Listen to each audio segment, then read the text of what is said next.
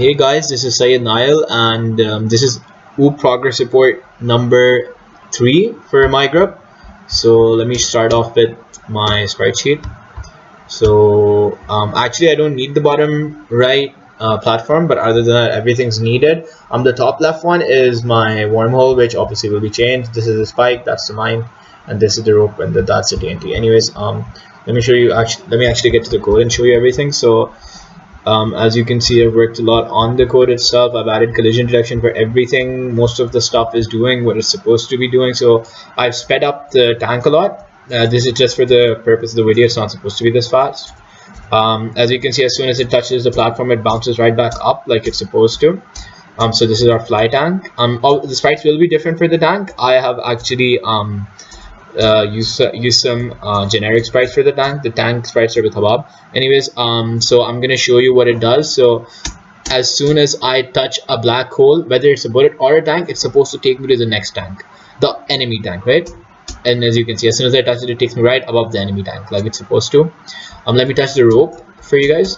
So as you can see, I touch the rope and it goes down, and there's the issue. So the first issue is with the animation. As you can see, I'm struggling with that. I'm not quite sure what's the issue. I will be going to a TA or a professor tomorrow to see what's up with that. Moving on, I'll show you with the spike. So what you can see in the console output is 1. So that's the alive bolt for my tank, the one that's moving right now.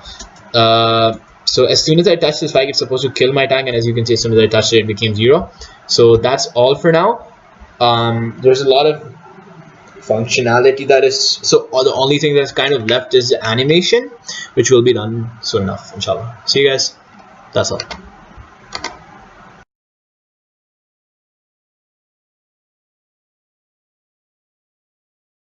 Hello everyone, this is Abab Idris, and today I'm gonna walk you through my progress for this week. And first we will look into some things. So in my game you can pick any color of tank you want. These lights on the right tells you which superpower you have, and from above, like for the first light you have a shield tank, for the light you have a speed tank, for the red light you have power to climb walls just like a spider, and for the fourth light you have a flying ability. Yeah, so let's just skip through it and go through the code. Here we have so many files, as you can see, and header files. We have header files and CPP both. First we will look into the unit. Unit is basically our game object, and a unit object I've made 3 enums for detecting types and for my own convenience, and the unit object is, and then I have this tank header file which is inheriting from unit. The tank is health, then it's number wins, count losses, count losses. Turret, it is composed of turret, and it also has superpower. Yes, superpower is not joke. In this game you will have power, like you have to collect power to do various things. We'll look into it later on. So let's just not look through code, let's just run the code and figure out what's happening and see what's happening for our own eyes. So here I have this code, and I have created an object of which type? No type for now. Yeah, so let's look and create an object of flying type. So this tank will have an ability to fly. You know the blue light down there, I'll tell you what is later on. So my tank can move turret, and we can see that this tank has blue light on the below attached to a space, which tells that it has flying power. It means if I press up I can go up, if I press down I can go down, if I can go left, I can right, I can go diagonally any way I want, literally any way I want. You wanna see some magic? Yeah, let me show you. So what happens, we will see that magic or something, so we know when the tank works, flying tank works. We'll see the spider tank here, this one. Yeah, so let me give it a different turret. Let me try to give it straight turret. No. Let me give it a rocket turret. Yeah.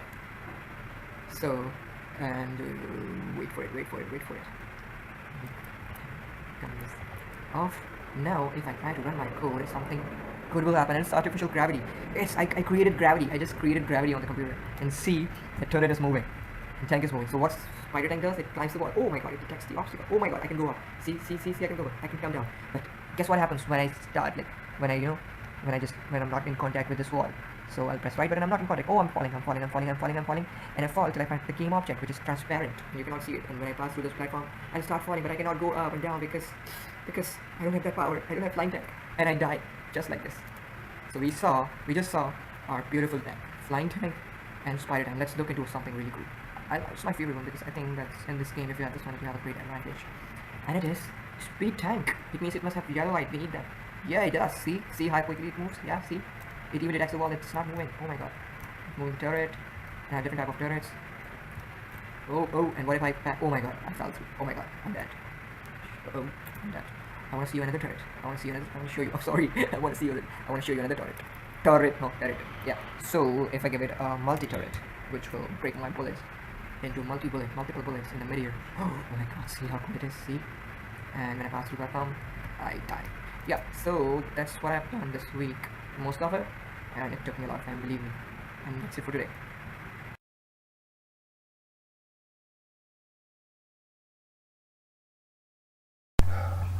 So progress report number 3.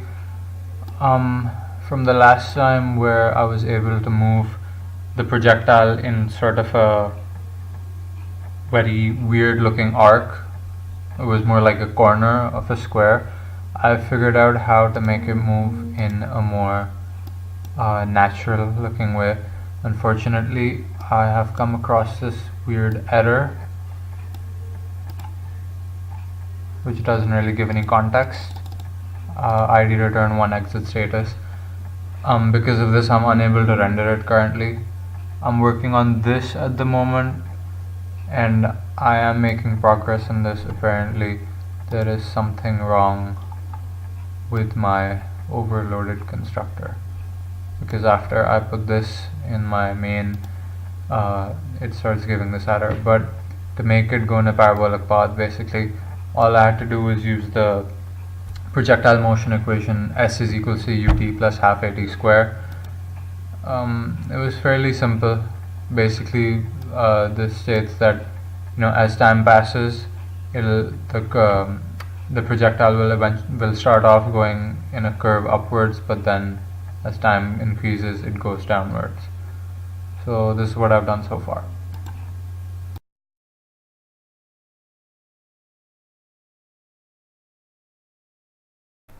Hello, this is Moviz and I'm back with an update for the screens portion of the Sarhad game that we were working on. The updates have been so far that I've been able to make the buttons detect mouse motion, and these also detect they also change state when they are pressed upon. For now, the text that you see within the buttons is hard coded, but in future videos I will work on making the text in these letters be incorporated within the button classes and be able to be rendered along with the button. That is the progress so far.